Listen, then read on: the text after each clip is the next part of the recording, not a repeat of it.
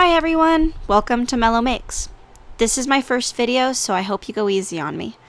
Every time I make something, I am asked about my materials, my process, and how I make it.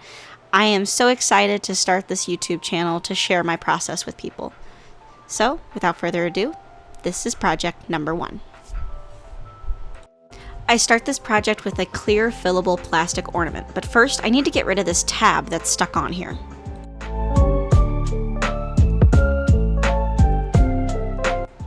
With a little editing magic, I'll be able to spray paint the bottom, fill it with rocks, and then fill with some spray foam.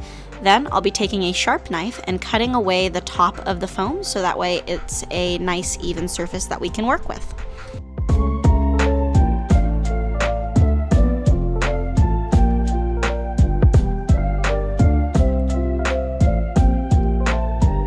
I leave a few taller sections so that way our terrain isn't completely flat.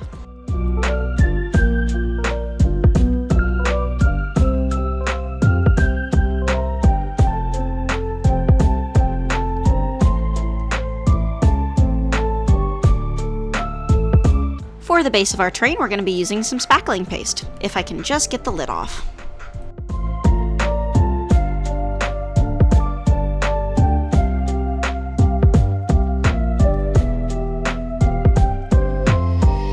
After an embarrassingly long time struggling with the top, I managed to get it off, and then we can scoop some of this goop out into a cup.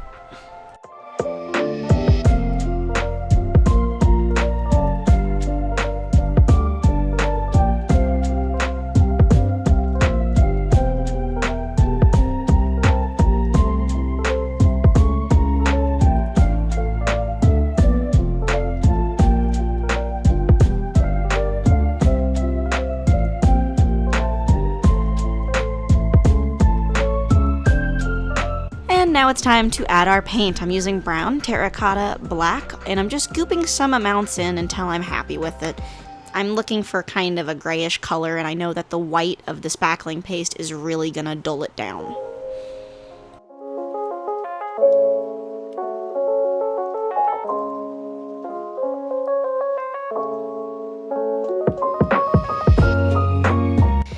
We're going to be adding some of our textures. I've got this pebble kind of grit, and then I'll also be adding in the sandy kind of grit here, measuring with your heart, of course.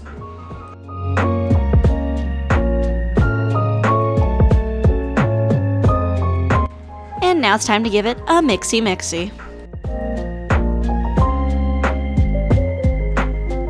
Once the goop's been mixed, we're going to go ahead and spread it all over the white surface, making sure to get into every crack and crevice.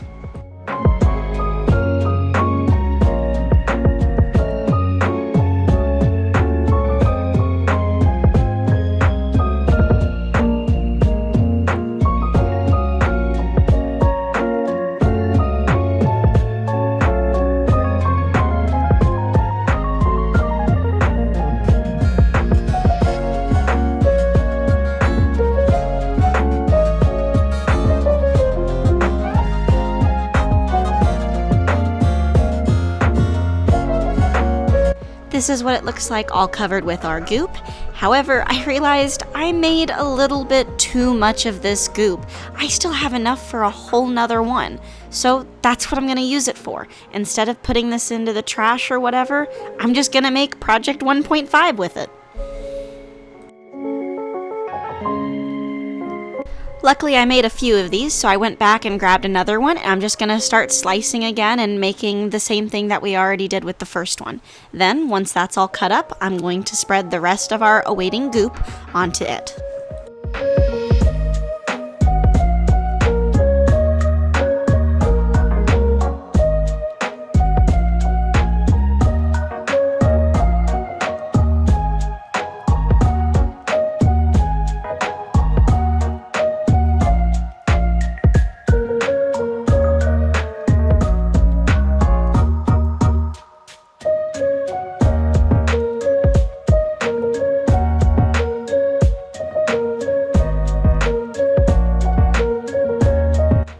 And once it's completely dry, you can touch it. There's no goop left. It is now a solidified goop. However, the edges here are leaving a lot to be desired. I do need to clean these up, so I'm going to go around with one of my knives and clean up the edges. This will be important later.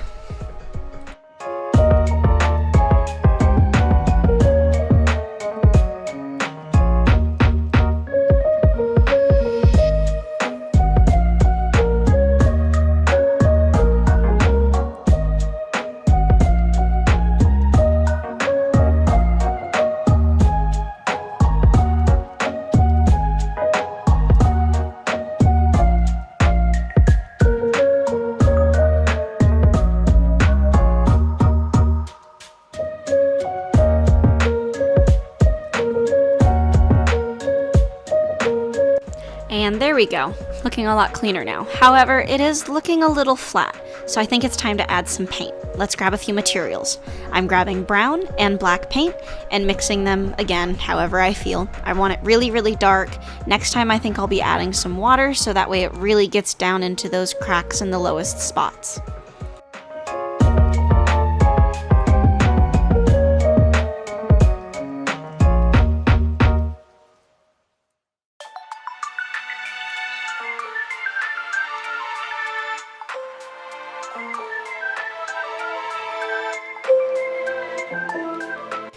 While we wait for that to dry, I think it's time to finally introduce you guys to the Pokemon that we will be adding onto these Pokeballs. Garchomp! Unfortunately, this one is a little bit too big, so he's not going to quite fit on that with everything that I have in my mind. So maybe with some more of that editing magic, I can kind of shrink him down. So give me just 1 second here.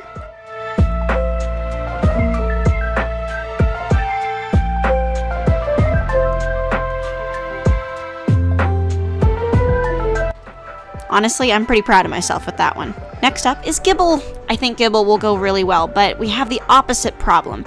This Gible is the same size as Garchomp, so we're going to have to find him a way to shrink down. So I'll try another little batch of editing magic, but let's see how it goes.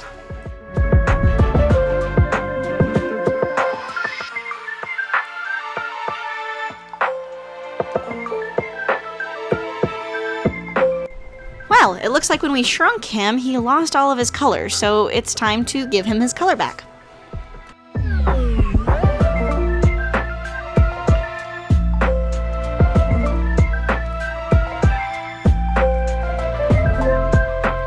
This white base coat serves as a grip for the next few layers of paint to grab onto.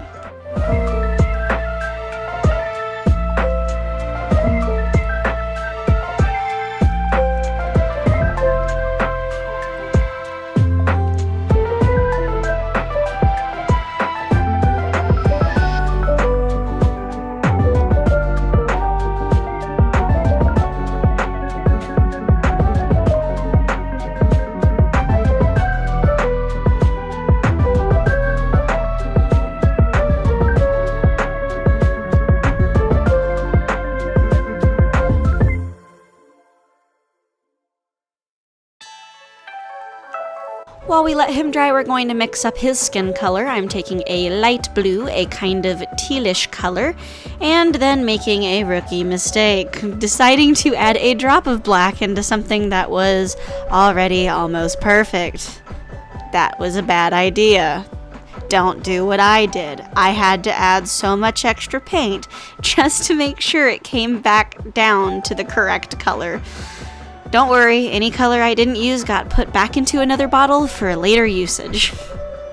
And now that I have the color that I wanted for him to begin with, we are going to lather him up, trying to avoid all of the extra little spots that are supposed to be lighter in color. So I'm trying to be very careful around his ear horns, torpedo ears, missile launchers. We're gonna call them torpedo ears. I think that's the best. I'm also trying to avoid his eyes. However, you can tell fairly quickly that I give up on trying to be careful. My hands are just far too shaky. I can't do it. I tried. I'm sorry. I tried.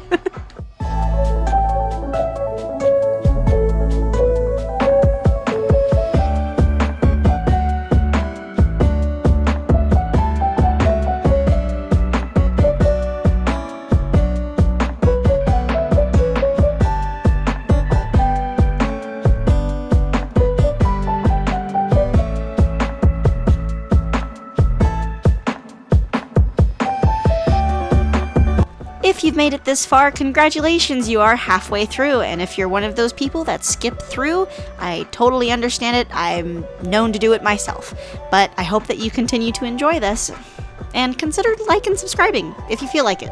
No pressure. Next up is to add some crimson color onto his belly. It's not a danger color. It's perfect for belly rubs. After his belly has been painted red, it is time to add the blue to his back and his torpedo ears.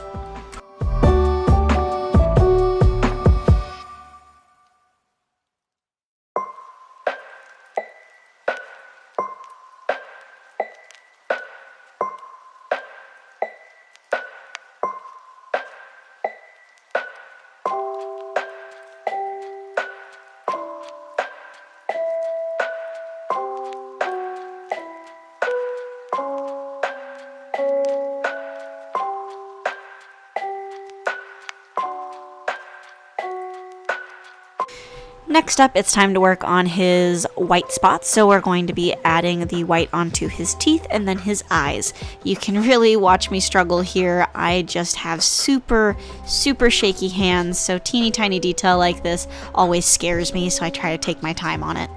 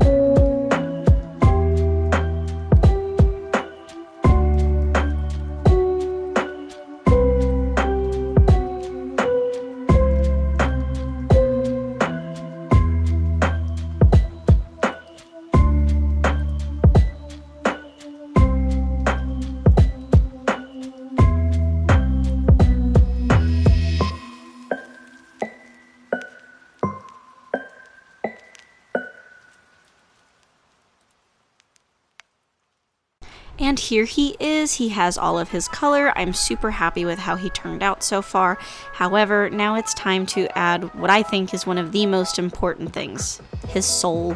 Well, his eyes. So I'm going to grab the teeniest, tiniest paintbrush that I own in my entire collection and grab that same black and just another tiny drop, because that is all we need to make his pupils.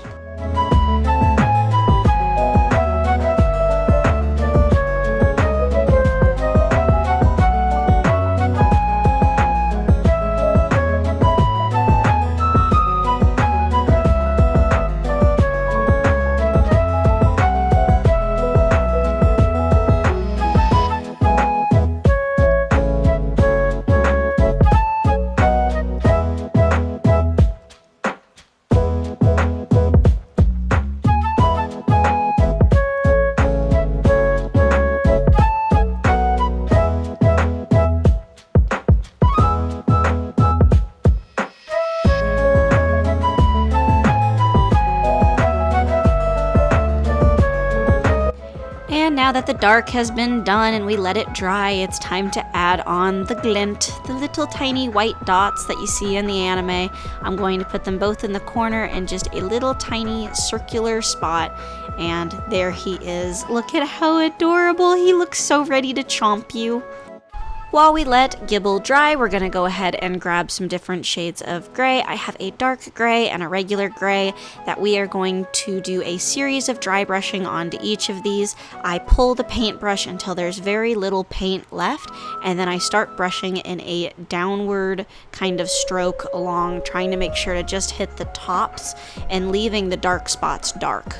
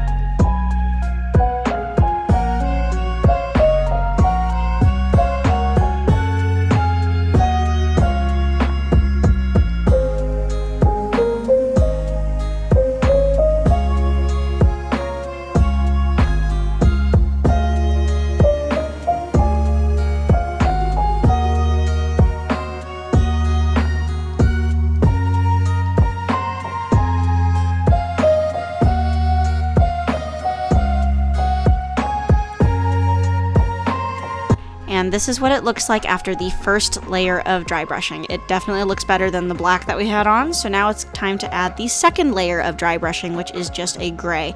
I'm going in with a much lighter touch than the first level, again, just trying to highlight the edges, bring up all those details that we got from the goop.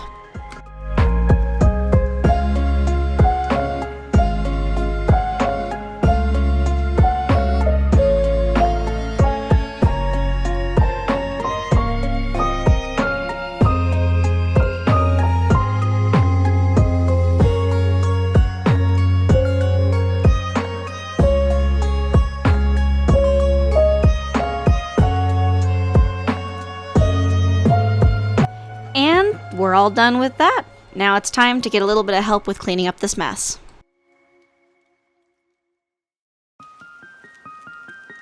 They are just so helpful, aren't they?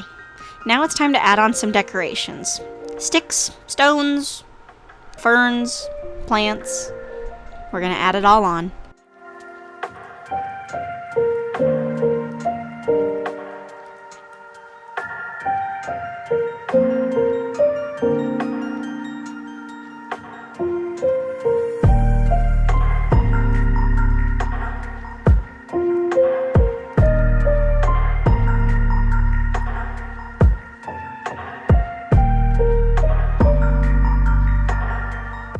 In the future, I think I'll be using a UV resin instead of the super glue. The super glue just took a little while to dry and was kind of hard to work with.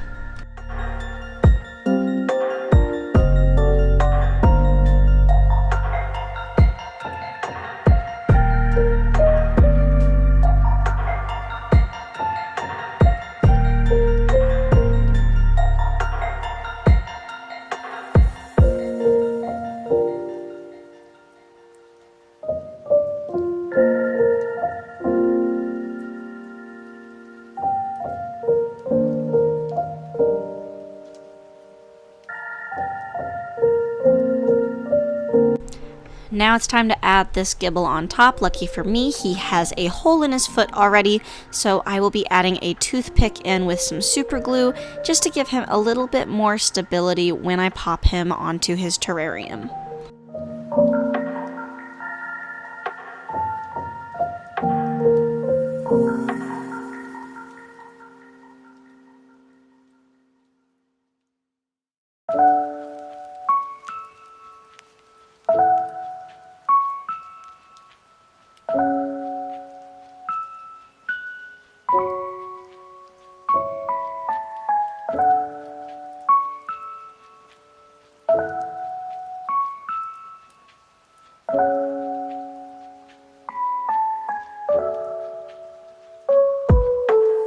With Gible's home all finished up, let's go ahead and move on over to Garchomp. We're going to do the same thing, some sticks, some stones, and some ferns, of course.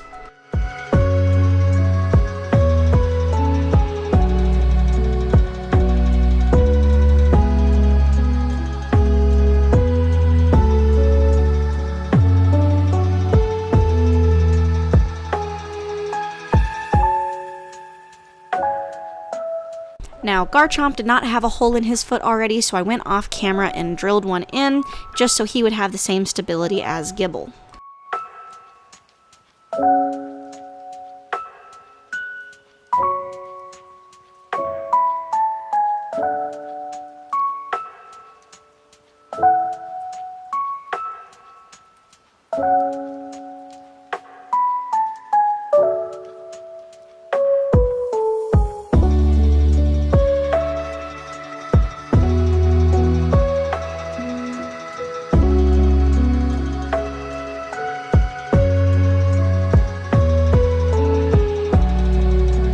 With those finishing touches in place, it's time for the project pictures.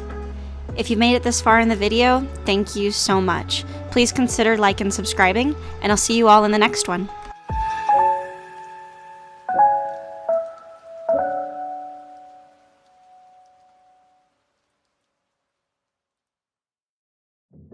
And that wraps up project number 1, Gible and Garchomp. Thank you so much for watching.